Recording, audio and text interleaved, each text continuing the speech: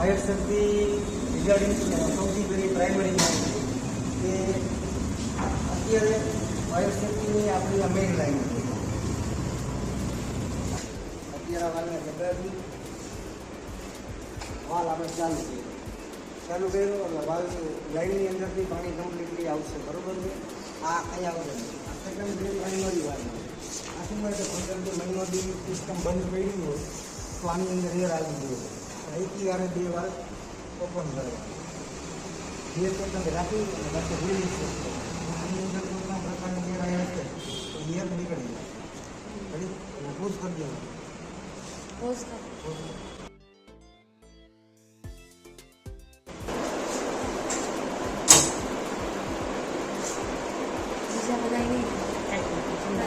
આપણી fire સેફટીની main સૂચના છે. બરાબર. એમાં જો કે ફાયર લખેલું છે ટૂંકમાં તમે ઓપન કરો એટલે તમારે બીજે ક્યાંય મગજ નથી જોડાવું. સીધું આ ચાલુ કરી મોટર ચાલુ કરવા માટે નીચેની બરાબર આઈએમસીબી હતી. આઈએમસીબીને પહેલાં ઉપર કરી લેવાય. ઉપર ગયા પછી આ ગ્રીન બટન દબાવી દેવાનું એટલે મોટર ચાલુ થઈ જાય તો તમને અવાજ આવશે.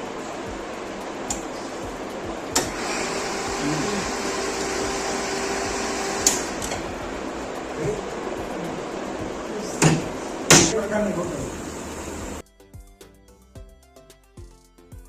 આ હંમેશા 2 પ્રકારની હોય. દસ્તાવેજમાં બરાબર છે, છોકરા છે, નોટબુક છે, લાઇબ્રેરી છે, પેપર લગતી કોઈ આગ લાગે તો ત્યારે આનો યુઝ કરવાનો. આને ઓપન કરવામાં આ લેબલ છે બરાબર લેબલને અહીંથી દેખી લેવાનું.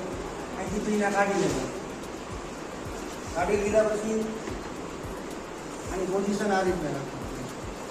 આ એન્ડ જ્યાં બરાબર આગ લાગી હોય આની રેન્જ છે ને 10 ફૂટની આવે.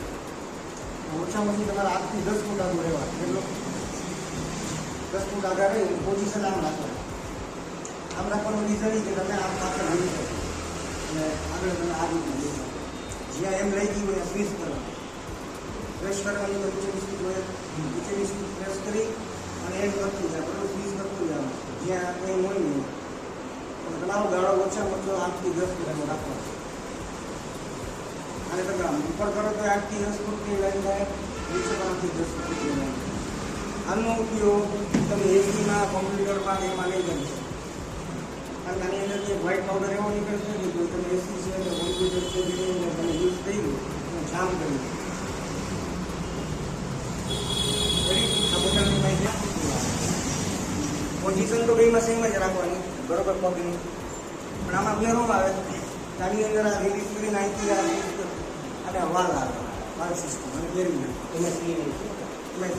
હા એમ આ ગેરાઈ પણ કરવાનો આ વાલને ગેરી નાખવાનો બરોબર છે. આની પકડવાની સિસ્ટમ આ છે હેન્ડલ આનું બરોબર હેન્ડલ અને આને માની લો એસીની આગ લઈ ગઈ તો એસી નીચે જઈને આ રીતે તમને કાંઈ નહીં પણ કોમ્પ્યુટર છે એસી છે એવા પ્રકારની આગળની અંદર આગળ સમજાય. આમાં પ્રિન્ટરમાં કોમ્પ્યુટરમાં યુઝ કરો તો આનાથી કોઈ પણ વસ્તુ ખરાબ થતી નથી.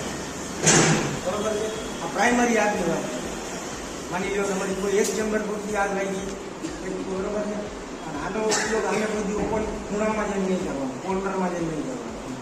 પછી આ બાટલો આપણે ચાલુ કર્યો આ ભર્યું આ ભરાઈ ગયું આ બોટલને ખાલી થઈ જાય આ રીતના મૂકી દેવા. આ ફાયર સેફ્ટીનો નિયમ છે. બોટલ જ્યારે આ રીતના પડી હોય ત્યારે ફાયર સેફ્ટીનો માણસ સમજી જાય કે આ બોટલો ખાલી જાય અને ક્યાંય કોઈ ઊભી આડી ક્યાંય નહીં રાખવાની. આ રીતના તોડાઈ જવાનું.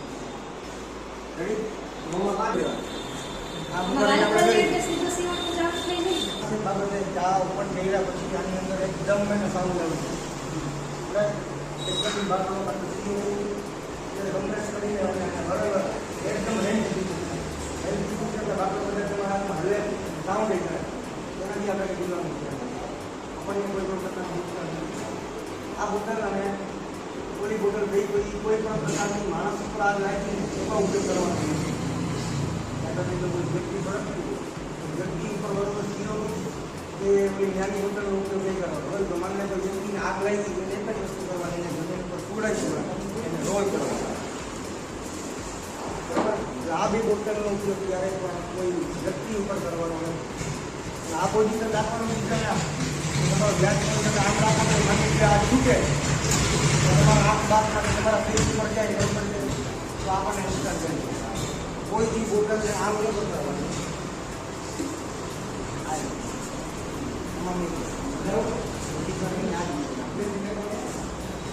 આપણે મુંબઈ પ્રોસેસ કરીએ છીએ આગળ જઈએ મારી બહુ વાત લઈ ગઈ તો આ કરીને આપણે ભાગી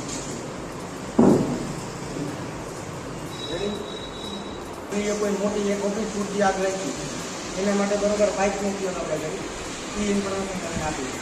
એમાં બે પ્રકારના પાઇપ આવે. બ્લેક કલરનો જે પાઇપ છે બરોબર એની અંદર ટોટલ છે એ નોમિનલ આગ લાગી હોય એક ઓફિસ પૂરતી કારણ કે બહુ મોટી આગ લાગી તો એના માટે આપણે બ્રાન્ચ પાઇપનો ઉપયોગ કરીએ.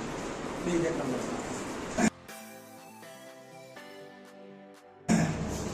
સ્કૂટર કહેવાય. મને આવીને આપણે પૂછે આ સ્કૂટર કહેવાય બરોબર છે. અને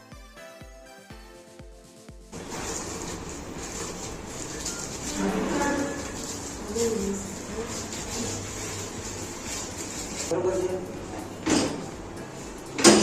કોણ છે આને આની અંદર જોઈન્ટ કરવાનું આવે છૂટો જોઈએ પીચી જોઈએ પાઇપ આની અંદર રાખીને બ્રશ કરશો એટલે આ પાઇપ આની અંદર ફિટ થઈ જાય. આ વાળી પછી આ એનું જે મોટું છે ને એની અંદર આ બ્રાન્ચ પાઇપ એડ થાય બરોબર છે. આ મોટાની અંદર બ્રાન્ચ પાઇપ પુશ કરો એટલે એડ થઈ જાય. ગન કહેવાય. ગન હાથમાં લઈને એની પોઝિશન આ જ રીતના ઉભો સાઈડમાં બરોબર. જ્યાં આની આગ લાગી હોય ને ત્યાં એમ કરવાની. પણ આની અંદર પાણી ઉપર ડાયરેક્ટ લાઈનમાંથી મોટર થ્રુ આવે એટલે આમાં તો ઓછામાં ઓછું તમે જલ્દી દીધો તમે આમ પકડી રાખો સામે તો તમારા બેટ મોઢામાં ગમે સાઈડમાં રાખો. મુવમેન્ટ સેમ પોઝિશનથી કરવાની બરોબર છે. મેલ ને ફિમેલ કહેવાય. મેલ ફિમેલ બે બરોબર અંદર એટેચ થઈ જાય. રેડી બ્રાન્ચ તો કે તમને આમાં લાઈન લેવો છે ને આપણે ઉપર એક ફીટ કરીને રાખ્યું જેમાં તમને દેખાય.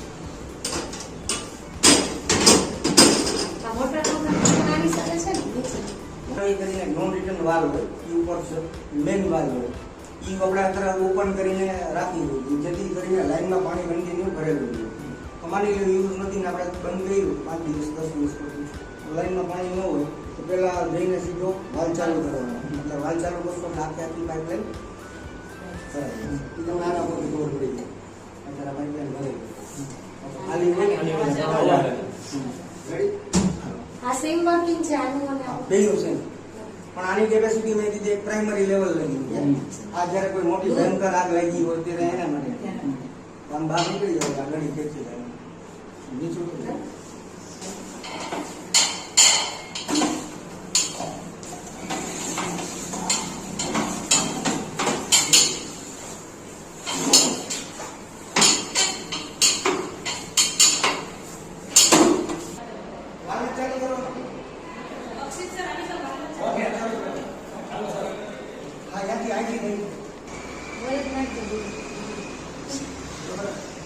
ઓપન કરો તો આ બાજુ કરીએ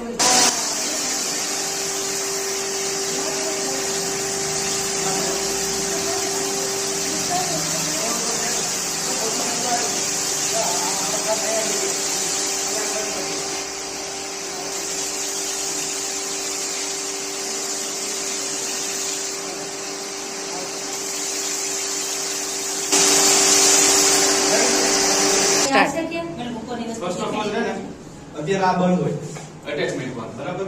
આ વાલને ખેંચી અને રિલીઝ થઈ જાય. આ પાઇપ છે ને અત્યારે આમાં હોય બરાબર. એનો એક છેડો કાઢી અને ફિમેલ ફેસ કહેવાય. ફિમેલ ફેસ છે ને આમાં અટેચ કરી અને ખેંચી લેવાનો. આ થઈ ગયો ડન. આ પાઇપ સામે દોડાવી અને ત્યાં આપણે ગન એટેચ કરશું. સ્ટાર્ટ. આ નોઝલનો મેલ ફેસ કહેવાય અને આની સામે ખાલી નાખી અને અટેચ થઈ ગયું. હવે આ આપણી ગન છે બરાબર. ગન આ છે ને ફૂલ ફોર્સ થી આવે. જો કદાચ હું ગન આમ પકડું અને અચાનક વાલ ચાલુ થાય તો મને છે ને આ 3-4 ફૂટ પાછળ ફેંકી દેવાની આમાં હિંમત છે એટલી બરાબર. આને પકડવાનું કેવી રીતે? ઉપરનો આવી રીતે, નીચેનો આવી રીતે બરાબર. ઉપરથી હું હોલ્ડ કરીશ, નીચેથી હું છે ને ફેરવીશ બરાબર. અને આ રીતે કદાચ જો પાછળ જાય તો મને કાંઈ ન થાય, આગળ જાય તોય મને કઈ નથી. ચાલુ કરો. શકાય